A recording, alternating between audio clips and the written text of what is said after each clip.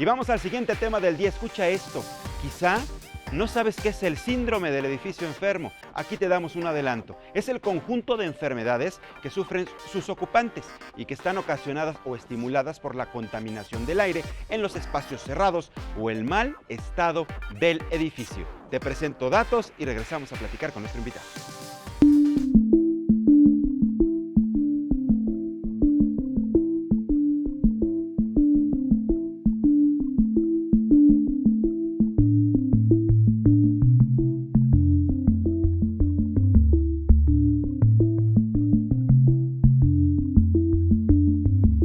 Y es que es impresionante, contaminación del aire interno, perfumes artificiales, sobre todo inadecuada iluminación y ausencia de luz natural. Estos y otros factores determinan un edificio enfermo, pero el edificio como tal no se enferma. Quien se enferma es la gente que trabaja en estos lugares. Y para platicar del tema, agradezco al doctor Eric Mendoza Schuster. Él es cirujano especialista en microcirugía del segmento anterior del ojo. Bienvenido, doctor, gracias por estar con nosotros. Gracias. Muy buenos por días. La invitación. Gracias, doctor. Yo creo que esto, a pesar de que ya se tienen muchos avances, sobre todo en los países de primer mundo, México ya también le está entrando a una dinámica de construcción diferente. Hoy los edificios, los grandes corporativos, aquí en la Ciudad de México, Monterrey y en otros lugares, ya las normas de construcción ya piden determinadas características para que un lugar esté bien ventilado, que tenga buena iluminación, etcétera, etcétera, etcétera.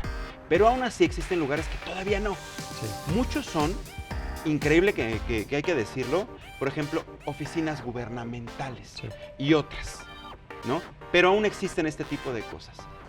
Es muy común ver que la gente se enferme por estas características en estos edificios. Sí, claro, es muy común. A ver, permítame empezar diciendo que la Organización Mundial de la Salud considera dentro de los principales 10 factores prevenibles o evitables de riesgo para la salud en general a la contaminación interior del aire, ¿no?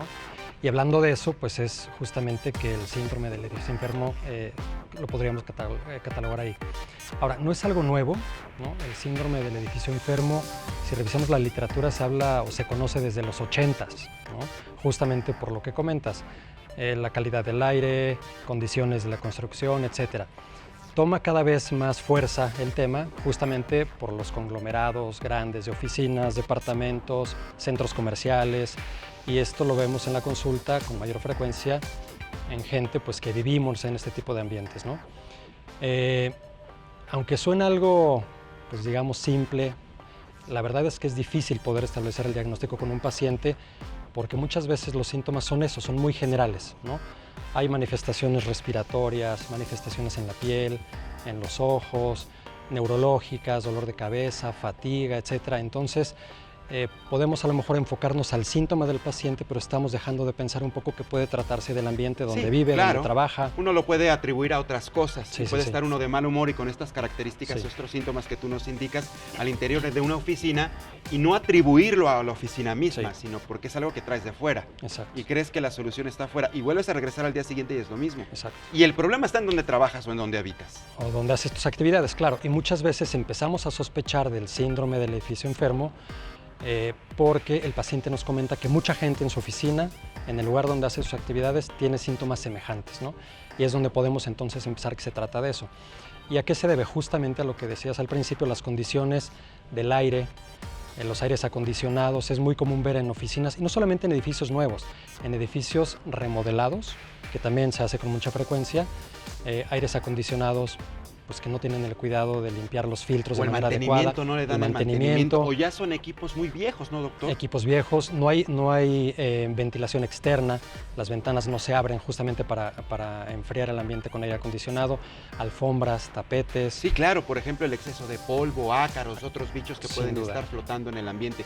Tenemos unos gráficos, doctor, si te parece, los podemos compartir con la audiencia de Código Salud para que los podamos ir discutiendo y platicando contigo sobre cuáles son los síntomas, tengo entendido. Síntomas del edificio, el síndrome del edificio enfermo. A ver, ¿los vemos?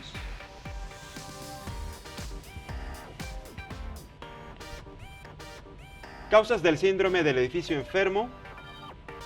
Perfumes artificiales, era lo que comentaba hace rato, lo que comenté al principio de la plática aquí con el doctor, que hay una serie de datos importantes que nos indican que puede haber los factores que manifiestan muchas personas ¿no? Una vez que están al interior de un inmueble. Pero yo creo que hay una situación muy interesante que nos aclaras, doctor, que cuando una persona tiene esta serie de síntomas y el de al lado también los manifiesta, Exacto. y el que se sienta 2-3 metros adelante también, entonces ya nos tiene que alertar. ¿Qué tenemos que hacer? ¿Con quién tenemos que acudir? ¿Cómo podemos hacerle para que esto no se contagie?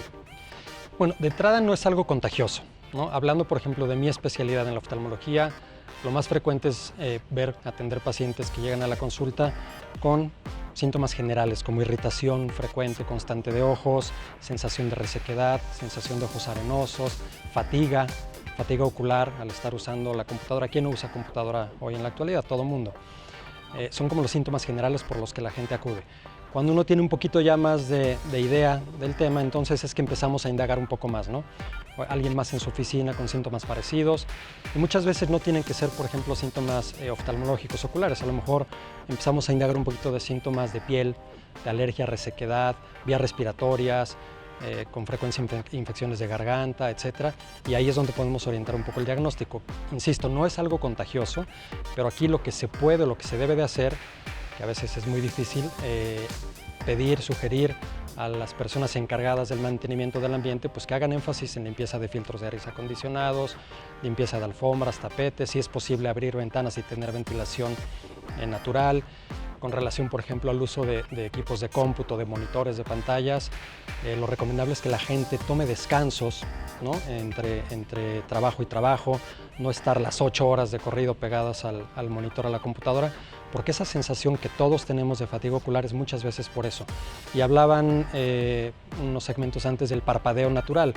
El parpadeo, la lágrima, es algo que debemos de considerar de manera muy importante, porque al no parpadear con la frecuencia que debe de ser, es cuando podemos también hacer que se acrecenten esos síntomas. Y hay que entrarle a una especie como de ritual. Con ritual me refiero, doctora, que tengamos, así como practicamos ahora los simulacros cada vez que Sí.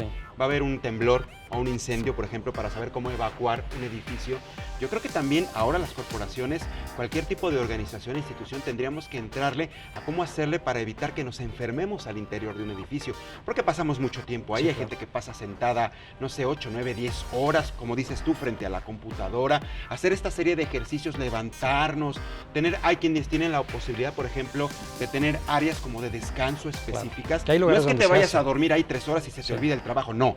Áreas específicas, una terraza quizá para que te dé un poquitito el aire, regreses, o estos ejercicios que incluso ustedes los especialistas recomiendan, ¿no, doctor? ¿Nos lo puede recordar? ¿Cuánto tiempo tenemos que estar haciendo aquí viendo la computadora, después voltear y regresar? Aquí no hay una regla, no podemos hablar exactamente de minutos o de tiempos, pero pues a lo mejor una recomendación es estar 30, 40 minutos trabajando con la computadora, de manera consciente estar parpadeando, porque si ustedes se fijan en cualquier persona que usa una computadora no parpadea con la frecuencia que debe de ser. Está con Es el más ojo o pelón, menos literalmente, exacto, ¿no? Y eso hace que la lágrima se evapore y reseca la superficie Ah, sí. del ojo. Entonces 30, 40 minutos, tomar un descanso, levantarse a tomar un vaso de agua, no lo sé. Y podemos, si no es suficiente, apoyarnos quizá con lágrimas artificiales, con Ahí nos lubricante podría ocular. ayudar Sí, de manera eso puede directa. servir también. Nos quedamos cortos, desgraciadamente el tiempo nos comió. Te invitamos nuevamente, doctor, más Con mucho adelante gusto. para ampliar todavía muchísimo más el tema. Yo te agradezco el haber Gracias estado con por la nosotros invitación. aquí en Código Salud. Muchísimas gracias. Gracias. Nos vamos, quédate a continuación con Palitos y Bolitas. Nos vemos el próximo lunes a las 11 de la mañana.